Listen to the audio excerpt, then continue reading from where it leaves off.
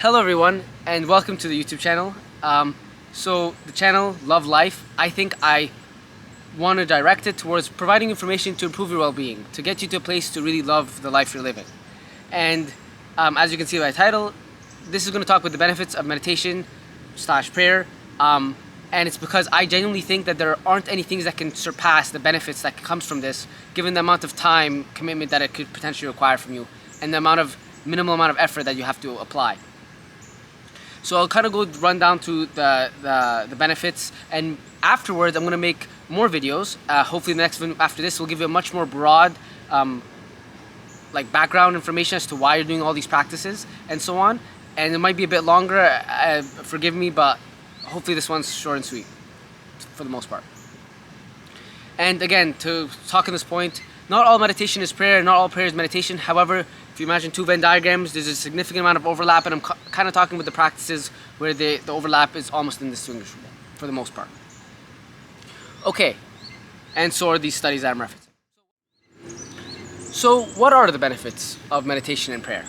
So again, some techniques might be slightly different, but overall, there's a significant decrease in stress, improvement in concentration, decreasing in blood pressure.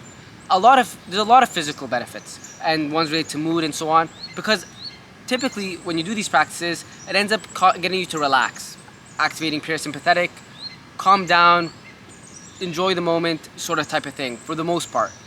And this is very good because it helps you find the peace and contentment in your day-to-day life that you deserve, that you should be able to cultivate, and just a few minutes can do a lot of expressing gratitude and so on. And it essentially, because of this relaxing effect, has a lot of positive physiological effects. And it's very important to, of course, have that urgency in your day when you want to do important tasks, but you really need to find that balance where you can also find the happiness and contentment you have with what you've been, with what you've done, with what you do and so on, with what you have. And this practice does so, and by focusing on that, you get a lot of physical benefits. On a neurotransmitter side, a lot of studies with different practices. One common one is a sleep meditation that's 20 to 30 minutes called Yoga Nidra, amongst other practices, however, has shown that you can decrease pretty much stress and anxiety, and specifically by increasing GABA.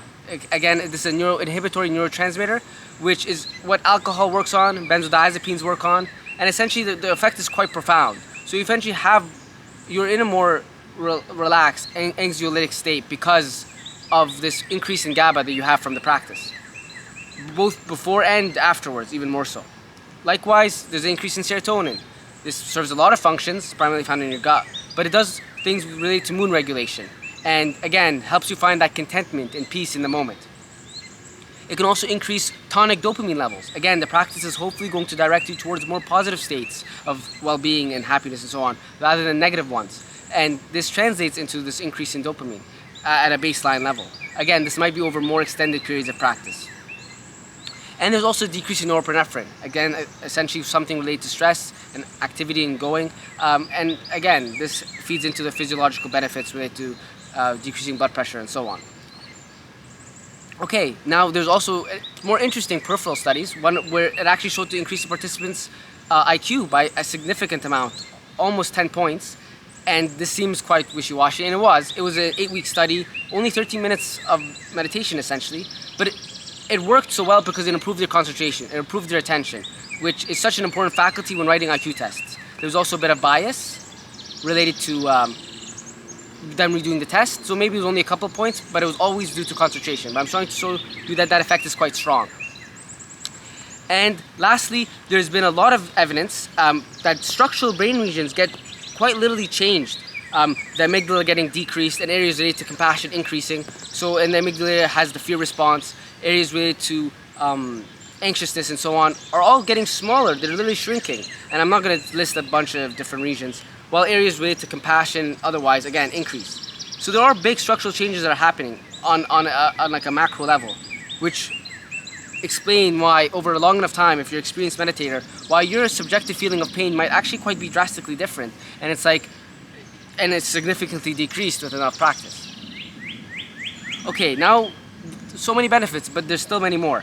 When you do the practice, you end up starting to realize that you can make some distance from your thoughts. And this is a common technique used in psychiatry for anxious and depressed patients and so on, so it's nothing new or different. This is common.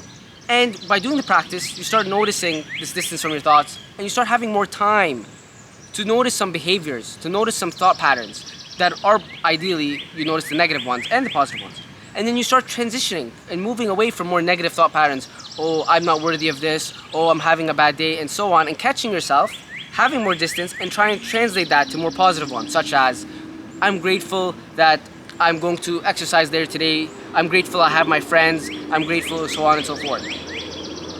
So this transition from negative to positive by having this more time is very useful, and it's very useful for behaviors. A lot of times you find yourself doing something that you don't want to really be doing, like eating a lot of junk food, or skipping workouts, or always being on your phone. You kind of get programmed in certain ways because that's how our brain works. And by having this distance and noticing your behaviors, you can kind of implement more control. And essentially this is because through the practice we get more top-down control of our behavior, and we can start doing more positive behaviors, such as praying, meditating more, exercising more, socializing more, and so on. Because we have this top-down control, which again, a lot of studies has shown there are physical changes that happen to your brain that allow for this top-down control. Okay, now the next benefit. Meditating, praying can essentially accumulate, if you do it enough, if you have more of established practice of maybe 10 to 20 minutes numerous times a day, twice, whatever, you can actually have years worth of therapy being given to you in your hand. And who wouldn't want that, essentially? When you sit down and practice, maybe using a prayer or an object to continually focus on, amongst other techniques, such as just sitting in silence, you eventually will have problems and things that have happened to you before come up that you will resolve. For example, a few years ago I got into a very heated argument with someone, and it really bothered me. And I never resolved it, never talked to them, never sat down with it. I was jumping from distraction to distraction, passed over. It was 5 years ago. It came up when I was praying or meditating, so on. Essentially because you're at this new place, you're calm and you're relaxed, and it's been so long, it's not that serious, it gets resolved. This is true with a lot of experiences. Again, more traumatic ones, not entirely the same. Therapy is great to do alongside prayer and meditation, of course. But essentially you will keep resolving these things. And this will help. This is half the reason why you're a neurotic mess, and why you're anxious about things you shouldn't be, and why you're worried and stressed and feeling like everything's so important when it's not. Like, you can relax and chill. Nothing's that serious for the most part. And it's because of all these things that have conglomerated onto you. And you're trying, essentially through the practice, you'll keep resolving them. And you'll realize that you're not as stressed as you thought or anxious as you thought. Again, with more time and so on. And of course, we know cognitive behavioral therapy, internal family systems, well, there's so many techniques that use these type of practices for their patients with a lot of mental illnesses. Okay, so I think most of these benefits you've kind of heard some variation of before, potentially, if you've had a serious conversation about this stuff. But now I'm going to give you a couple things that are kind of out there, a bit more outlandish, you might have not heard of, and is essentially one of the main reasons why I started doing it so seriously. So essentially, when you start practicing, the goal ends up becoming to be a lot more concentrated. And now I'll explain, there's this idea related to subminds, where you're getting your subconscious to help you with practice. And I'm going to deep dive into this in more detail in hopefully the next video I upload. But essentially you use your subconscious mind to help you in the practice so that you get more and more concentrated, more than you've ever been before. And then you change your, and again, this can be on arbitrary object, the breath, or on words that are meaningful to you, such as a prayer. Then essentially you can use your concentrated mind to focus on something else. For example, the pleasantness of a pleasant sensation, okay? And because your subconscious is doing it and you're no longer putting that time and effort, it kind of sticks, and your brain loves pleasant things, so it will stick to the sensation. And when it deviates, it will come back. Again, only if you're sufficiently concentrated. This does take a decent amount of practice, a decent amount of time, maybe months of diligently practicing and so on. But regardless, it's still doable, and I'm, let's say, testimony of it. But this is, again, a very agreed upon and known upon thing, where essentially you can keep having this feedback loop of pleasantness and get into these interesting absorption states where you're only experiencing that primary emotion. Again, next video might make things more clear. And then you can go to subtler states, such as the emotion of happiness, the emotion of bliss or contentment. And again, this is harder because the emotion is more subtle and the sensation is more subtle. Okay, sorry for that. The camera got too hot, then it rained, so now it's a new day. But just to quickly summarize. So Now we have a bunch of absorption states that we can enter if we get sufficiently concentrated. Admittedly, you might need to be quite practiced, maybe like something where you can do an hour straight type of stuff. But honestly, don't worry about any of that stuff. For the most part, if you just get moderately concentrated, maybe like 20 minutes, 2-3 times a day, still a lot, but regardless, then start incorporating some of the loving kindness practices, which do a good job at generating positive emotion. I think you'll be more than pleasantly surprised at the results. And that's kind of my experience as well. And then on to the last point. Again, another point you may not have really heard of. Prayer and meditation is the only way you can find true happiness. And that sounds like an extremely bold statement, but the more I look into it, the more I'm convinced, if anything. And it has to do with this idea related to yourself. Now, I'm going to dive into a lot more detail in the next video I upload. It's going to be a bit longer. Sorry, this video is already kind of longer than I wanted, and so was that one, I guess. I'm struggling to make these short, but regardless, it's the only way you can find true happiness, because your sense of self is what causes you suffering. You have this identity that makes you run around the world or throughout your day trying to find the thing that's going to make you happy, the thing that's going to fulfill you, and you're going to find out that you can't do it externally. You can't use external objects to find you that inner peace that you deserve. And that's only something you can achieve through prayer, through meditation, through changing your relationship with yourself and your relationship with reality, or you like to use the language, your relationship with God. And only in doing so, and this back and forth transformative thing, can you actually find true happiness. Because if you lessen yourself, there will be no more wanting, craving, aversions from things, running around the world and so on. And that's when you'll find the peace. Because every moment there inherently has the peace within it. Your identity just convinces you otherwise. Because of course it's very beneficial for your survival to believe that you have to go do all these things. Like get food and so on. Okay, so give you a lot of information. Quick summary.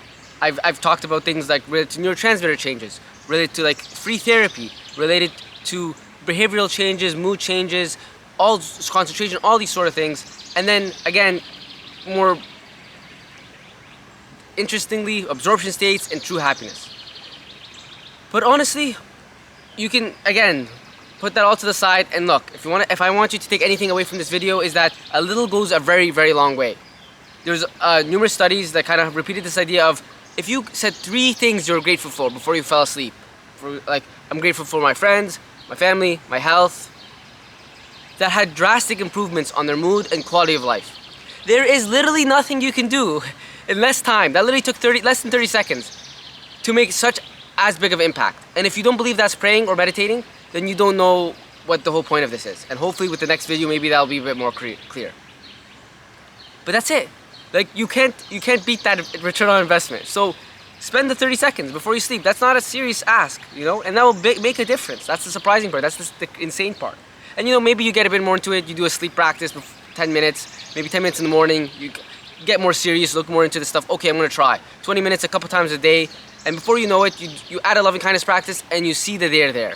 I deserve love, you deserve love, and the practice will, I think, more than surprise you if you ever get that far. And this doesn't need some intensive retreat, 1 hour stuff, none of that. And there's so many benefits anyways that I think it's a no-brainer to at least experiment with some of this stuff. So yeah, and even think of it a bigger picture. Like there's so many traditions, so many religions, so many monasteries, so many monks. What do you think they're doing?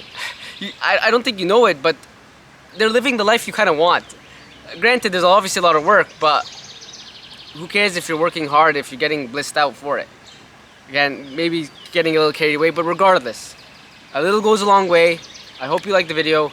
I hope you experiment with a bunch of stuff. Hopefully I'll release more videos, giving more groundwork to why you're doing all this, and more practical takeaways on how to do it, which practices, and so on. So thank you everyone. Have a nice day.